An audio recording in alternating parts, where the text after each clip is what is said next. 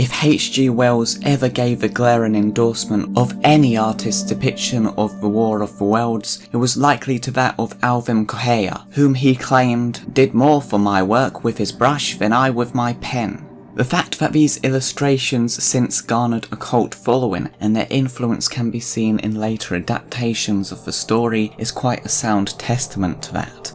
Henrique Alvim Corrêa was born in Rio de Janeiro in 1876 to a wealthy family. After his father died when he was 7, his mother eventually remarried to the royalist Baron of Oliveira Castro. This was only a year before the dissolution of the monarchy and proclamation of the First Brazilian Republic. Subsequently, his family moved to Europe, eventually settling in Paris, where he'd begin formal tuition by French military artist Edouard de Tailly, a guy who later went on to design new uniforms for the French army that would significantly influence those actually adopted by them for World War I. During these studies, Corrêa would create military pieces that were exhibited in Paris, just as his teacher did, which were well received. However, he would end up suddenly dropping out of his training in 1898 to marry, against his family's wishes, the daughter of fellow illustrator Charles Babant, whose work included the books of Jules Verne. Which almost seems like foreshadowing, considering Verne is often referred to as the father of science fiction, which is a title also frequently given to H.G. Wells. Moving to Brussels and now without his family's financial support, Corrêa, who was still a relative unknown despite his minor success in Paris, had to hustle to get his work out there, which would end up proving very fruitful, resulting in the series of works he's still most known for today. In 1903, he read The War of the Worlds for the first time, which prompted him to begin creating his own depictions of the story. He then travelled to London and, completely unsolicited, presented H.G. Wells himself with the artwork. Wells was so impressed with the pictures that he invited the artist to illustrate a new French language version of the book. Corrêa returned to Belgium and began working on the project, which took him 2 years to fully realise. However, it was during this time that he became very sick with tuberculosis, spending months of 1905 in Switzerland to undergo surgery for it. Despite this, he maintained a busy life that year, holding an exhibition of his own work and eventually returning to London to personally request H.G. Wells' approval for the completed sketches of the new version of The War of the Worlds, which was published the year after. Wells would later talk about this in a 1920 article in The Strand magazine, writing, "Years ago, a young Belgian artist named Alvim Corrêa came to England to show me a portfolio of drawings, which were used in a sumptuous illustrated edition in French published by Van Damme in Brussels."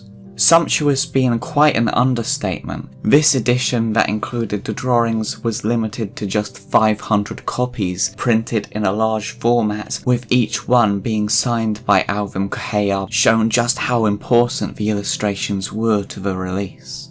As if to emphasise this even further, Corrêa himself appears in a rather comical caricature on the end page of the book, showing him sketching H.G. Wells, who's posing triumphantly over a dead Martian. There's actually a couple of rumours regarding this piece, with one stating that Wells had urged Corrêa to include himself in the final picture as a testament to how fantastic his drawings were, while another telling from Corrêa's great-granddaughter says that Wells became reluctant about using the pictures because he considered them to be so good that he was concerned they would overshadow the story itself.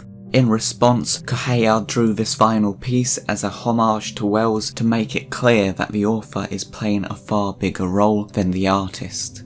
The most iconic aspect of the drawings are, of course, the Alvim Corrêa tripods, a very distinct design that portrays them as very creepy, nightmarish creatures that are spindly but strong, quite reminiscent of insects. Indeed, it's fascinating how Corrêa really seemed to delve into the idea of the fighting machines almost seeming like living creatures themselves. They don't appear to be precise, efficient devices in the way many other depictions are. The Alvim Corrêa tripods are perhaps the least mechanical versions, aside from the ones in the BBC miniseries. But in the BBC's case, I say this because they've made them appear more organic, so it's kind of superficial, whereas Corrêa still has them as tall, massive metal structures. It's rather his portrayal of them that specifically suggests that they have a life of their own.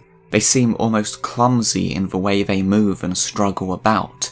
The picture of them tearing apart the railways makes it look like they're really having to put their back into it. Although still no doubt very powerful relative to Victorian Earth standards, they're still clearly very imperfect. Their bendy insectoid-like legs and absurd movement just adds so much personality to them. And this is backed up further by the most unusual aspect of these fighting machines, their eyes. Likely the first thing that stands out about them. Despite the general praise Corrêa gets, probably the most common critique is the fact that he gave the machines massive cartoon-like eyes. It's definitely an interesting, unexpected choice that I also definitely look at sometimes and think, I wonder why he did that. It arguably makes them seem kind of silly, more so in certain drawings than others, such as this one where the tripod resembles Ed from Ed, Edd n Eddy. Or when the eyes seem to show certain emotions, like on the cover where it gives the impression that the tripod is having the time of its life destroying buildings and blowing up artillery. Considering generally the entire rest of the image in every drawing is done in a realist style, it's understandable that a lot of people find the addition of these cartoony eyes quite odd. But maybe that's the point.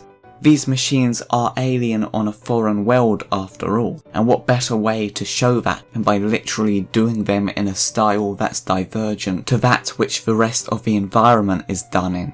Not to mention, the eyes give them such life, which is arguably not what you'd want for a machine, but considering they're the main attraction, if you like, and alien, it kind of works here in my opinion. By giving them just that slight bit of ability to express, it adds a whole new dimension to the images. You can almost see the tripod's motivations, both in their eyes and in their stances, and really makes you understand that although they may be made of metal, there's a living thing within them. And with how expressive Corrêa made them, you get a sense of what the creature inside is thinking. Just as an experiment, I photoshopped the eyes out of a couple of the pictures, and when the machines don't have this feature, I think it makes the drawings feel just a tad blander, although that might just be because I'm not used to seeing them that way. Of course, there's also the argument that Corrêa still could have put eye-like aspects on it, but just in a way that makes more sense with blending in mechanically, as later versions have contestably done. Either way, I think the eyes work. Likewise, while the movement of the tripods is done really nicely in most of the pictures, with it seeming really organic and creepy, or very still and ominous, there is a couple of illustrations that make them seem kind of goofy, as though you could imagine they're portraying scenes from a cartoon.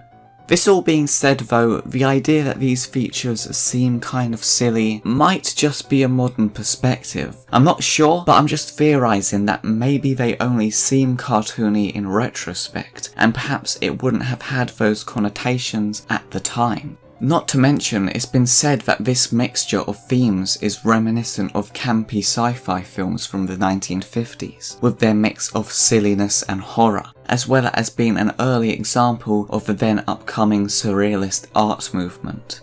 It's interesting to note that in a sketch H.G. Wells himself did of a fighting machine years earlier, he put a little face on it. Whether this was meant to be taken seriously though, or whether he was just having a bit of fun, who knows. Looking at this drawing though, I find it quite remarkable how similar this is to Corrêa's depiction. Mainly its stance, with the way it has exactly the same imperfect bent limbs to it. Whether Corrêa would have ever seen this sketch, I don't know, but if he did, I feel like he must have been somewhat inspired by it. It really looks like a heavily simplified version of the 1906 version to me. On a similar note, I think that's one reason the Alvim Corrêa tripods are such an effective and iconic design. They're incredibly simple. If you look at the earlier depiction by Warwick Goebel, it looks pretty complicated with metal intermingling in each leg and whatnot. but Correa's are nice and simple. You could easily draw this decently in a couple of minutes on your first try.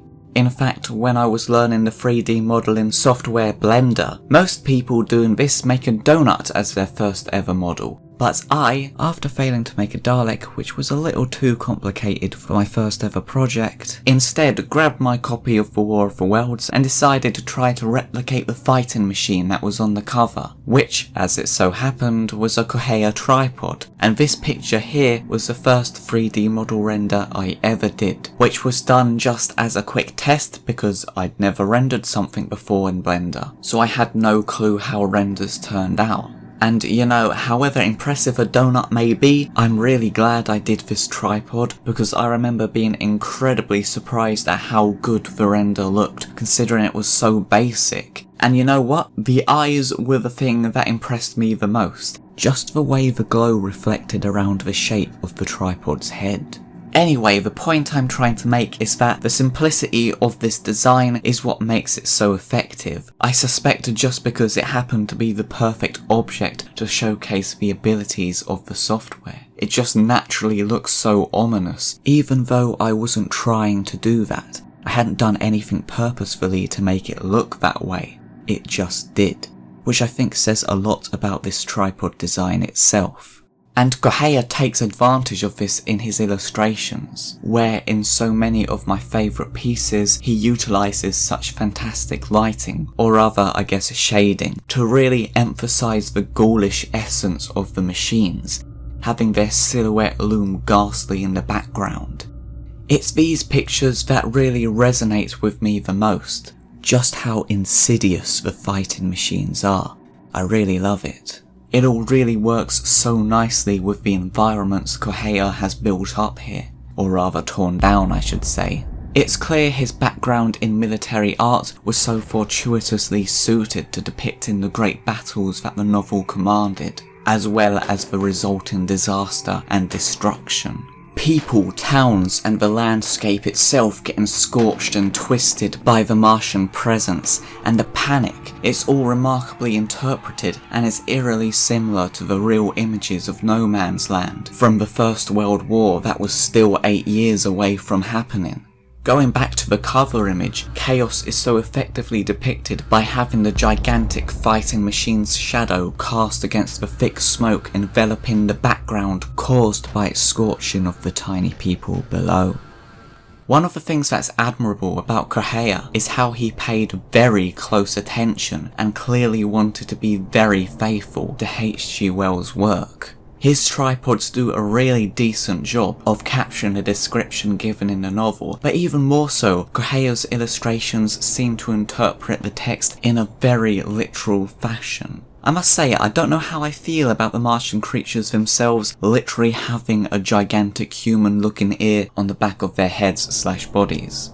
But perhaps the most interesting example of the text being taken pretty much as literally as it can be is this piece of Dead London. It's really fascinating how Correa really literally interprets the lines from the book. London about me gazed spectrally. The windows in the white houses were like the eye sockets of skulls.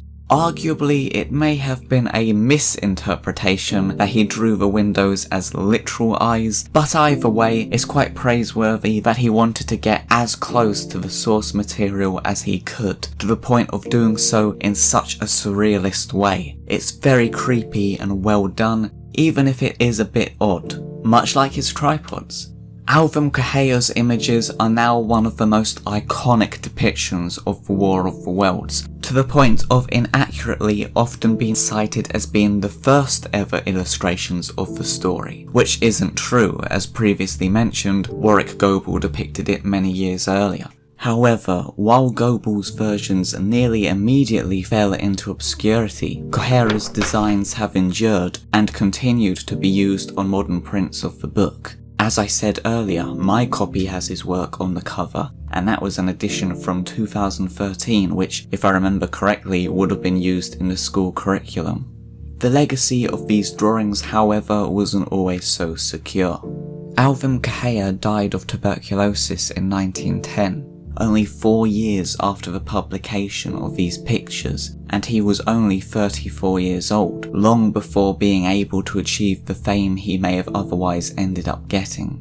His premature death, combined with the fact that much of his work was later destroyed when his studio was looted during the German occupation of Brussels in 1914, and then even more of his work was lost in 1942 when a German ship carrying it was sunk, all meant that for a long time he was virtually unknown. It wasn't until the 60s and 70s that Brazilian art historians brought his work back into the limelight, wanting to illuminate the contributions of a native Brazilian artist, consequently leading to his pieces being put on display at museums. His original drawings for Wells' novel was retained by his family until 1990, when 31 of the original 32 were sold to a private collector who later sold them at auction in 2015 for over $250,000.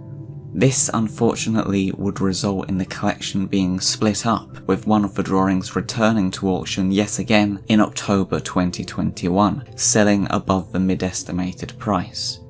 It's clear just by looking at this portrayal of the War of the Worlds how much influence Correa has had in shaping later depictions of the story. Some of them you could practically put up against each other, seemingly shot for shot. And not to mention, I've seen so many replications and adaptations of specifically his tripod design in many indie games and artwork, showing just how iconic it truly is. It's understandable why his work is said to have a cult following status, considering even a harsh critic like H.G. Wells himself was so enamoured by Alvim Corrêa's depiction of the War of the Worlds.